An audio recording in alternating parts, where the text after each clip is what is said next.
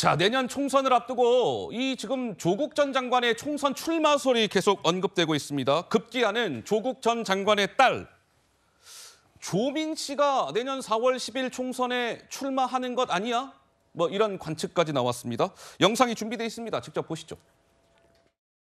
조국 교수님께서 전주에 오신다고 하니까 전주을 출마설이 제가요. 예. 근데 혹시 전주가 아니더라도 교수님께서 개인적으로 정치에 나오실 의사는 없으신지요? 저는 재판을 받고 있는 상황 아니겠습니까? 자연인 조국으로서 뭘 할 것인가에 대해서는 지금으로서는 말씀드리기가 좀 곤란하지 않나. 출마하십시오. 이건 어디까지나 조국 전 장관 자신이 결정할 문제이고 저는 나올 것 같아요. 조민을 내세우든지. 왜 언론에 자꾸 노출되고 그러한 것을 알리느냐고요. 그것은 이미 상당한 간보기를 하고 있는 거예요. 박지원 전 원장이 조국 전 장관 내년 총선에 나올 것 같아요. 조 전 장관의 딸 조민을 아마 조 전 장관이 내세울 수도 있을 것 같아요. 왜냐고요? 조국 장관이 최근 하는 걸 보면 알아요. 언론에 자꾸 노출되고 있고요. 이미 상당한 여론 간보기를 하고 있습니다. 라는 얘기가 박지원 전 원장으로부터 나왔는데 그래서 지금 민주당에서는 아니 조민 씨나 이렇게 이름 오르내리는 것 자체가 영향력이 일반인이 아니라는 증거 아니겠느냐. 조 전 장관 딸이라는 이유로 출마를 막을 명분이 있겠느냐. 국민의힘 쪽에서는 의사 호소인에서 이제 출마 호소인이 조민 씨가 되려는 모양입니다. 정유라 씨는 국회의원 선거는 인기 투표하는 거 아니에요. 이런 목소리까지 나온 상황입니다. 김유정 의원님, 저 조민 씨 출마 얘기까지 나오는데 그게 다름 아닌 또 박지원 전 원장 입을 통해서 나왔고요. 좀 어떻게 보시는지요? 조민 씨가 피선거권이 있지만 출마하려면 할 수 있죠. 예, 하려면 할 수 있겠죠. 선택은 국민에게 달려 있는 것이기도 하고요. 예. 또 무엇보다 이제 공천을 어디서 받느냐의 문제도 있겠죠. 그런데 어제 보니까 SNS에 본인이 입장을 일단 분명히 밝히긴 했더라고요. 맞아요. 나는 전혀 정치할 생각 없고 응급의학과 교수였던가요? 의사였던가요? 응급의학과 의사. 예, 의사가 되고 싶다 이런 얘기를 했고 또 아울러서 이런 얘기 자꾸 나오는 게 굉장히 이제 피곤한 일이다. 이제 이런 얘기까지 덧붙였기 때문에 일단 본인은 굉장히 정치할 생각 없다라는 거를 분명히 입장을 밝혔다고 생각을 하고요. 다만 이제 우리 정말 조국의 강 얘기 너무 많이 했었는데 네. 지금 이제 부인인 정경심 교수는 실형을 받고 있는 중이고, 예, 수감 생활 중이고. 네, 수감 생활 중이고 이런 상황에서 또 계속 이제 항소심 하면서 의사직은 면허는 유지하고 있는 이런 지금 조민 씨 이런 상황 계속 보고 있잖아요. 예. 그리고 또 부친인 조국 전 장관은 또 재판 중인 거고 이런 상황에서 정치에 참여를 한다? 모르겠습니다. 국민들이 또 판단하고 찍어주실 분도 계시겠습니다만은 예. 민주당으로 출마를 하겠죠. 만약에 한다고 하면. 그러나 지금 당이 그렇게 녹록한 상황입니까? 당이 그렇게 한가하지 않잖아요. 우리 좀 전까지 김남국 의원의 지금 이 어마어마한 상황에 대해서 계속 불거지는 의혹에 대해서 얘기를 했고 돈봉투 사건도 지금 여전히 진행 중이고 그것도 어디서 무슨 핵폭탄이 터질지 모르는 상황이거든요. 그런데 지금 다시 조국의 강에 빠지려는 이런 얘기가 나오고 있다는 것 자체가 저는 매우 부적절한 이야기다. 이렇게 판단합니다. 자, 그래서 지금 국민의힘에서는요 이런 얘기를 했어요. 유전적으로 참 염치가 없습니다. 이렇게 목소리를 낸 국민의힘 의원이 있습니다. 직접 한번 들어보시죠. 지금까지 조민 씨 자체가 한 번도 사과를 한 적이 없습니다. 부모님이 다 형을 선고받았는데 본인이 한 번도 사과하지도 않고 오히려 또 떳떳하게 전국을 저렇게 유랑하면서 인스타를 하고 있다는 건 정말 좀 염치가 없다. 그런 생각이 유전적으로 염치가 없는 게 아닌가.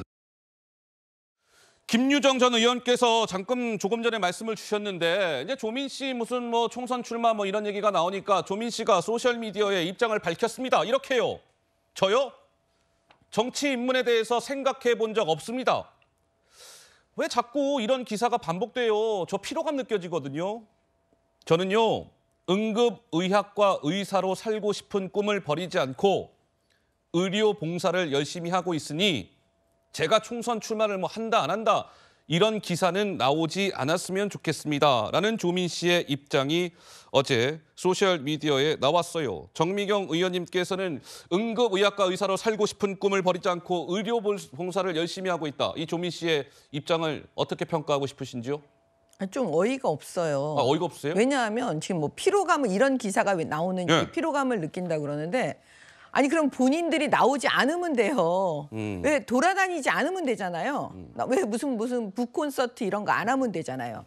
근데 조국 전 장관도 계속 지금 돌아다니고 사람들을 만나고 거기에 또 조민 씨 딸을 데리고 나오고 뭐 이런 현상이 벌어지니까 아 저분들 내년 총선 나오는 거 아니야? 허허. 이렇게 생각할 수밖에 없는데 도리어 우리에게 아니 왜 그런 기사 쓰냐고 이렇게 얘기하는 게 이게 지금 앞뒤가 맞는 얘기인지 일단 묻고 싶고 그다음에 두 번째는 자꾸 상식을 놓치면서 저분들이 얘기하고 있으니까 사실 피로감 느끼는 거는 국민들께서 예. 피로감 느끼시겠죠.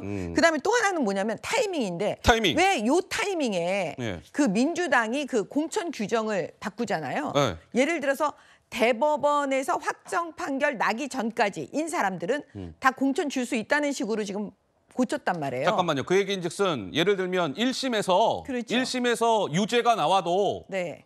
대법원에서 확정되기 전까지는 그러니까요.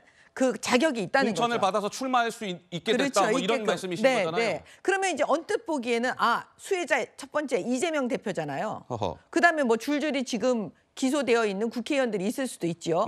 그런데 자꾸 조국 전 장관이 지금 눈앞에서 어른하니까 사람들이 결국은 조국 아니면 조민 두 사람 중에 한 사람이 나오는 게 아니냐. 그 두 사람도 수혜자가 되는 게 아니냐.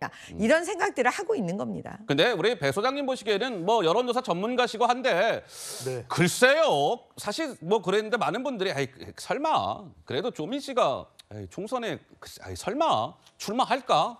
아닐 거야. 뭐 이렇게 얘기하시는 분들이 많은데 좀 어떻게 보세요? 저는 더불어민주당이 네. 이 선택을 못한다고 봅니다. 왜 그러냐면은 지금 여론 상황이 각종 리스크가 있단 말이에요.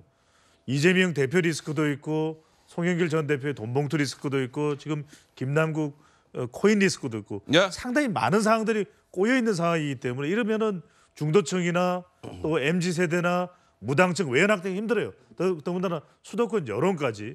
그런데 이런 상황에서 우리가 기억을 되살려 보시면요, 이 조국 전 장관 사태가 있었던 2019년도에 문재인 전 대통령의 지지율이 가장 타격을 받았었고 민주당의 지지율이 가장 크게 타격을 받았다. 그렇다면 조국 전 장관에 대해서 조민 씨에 대해서 네. 더불어민주당 일부 지지층들은 환호할지 몰라도 만약 이렇게 되면은 내년 총선 어떻게 되겠습니까? 하하. 상당히 이 중도 확대 외연 확장성에 예. 장애가 될 수밖에 없는 상황이거든요. 저는 조민 씨, 조국 전 장관의 의중 떠나서 아하. 더불어민주당이 선택하기가 어렵다 이렇게 분석을 해요. 알겠습니다.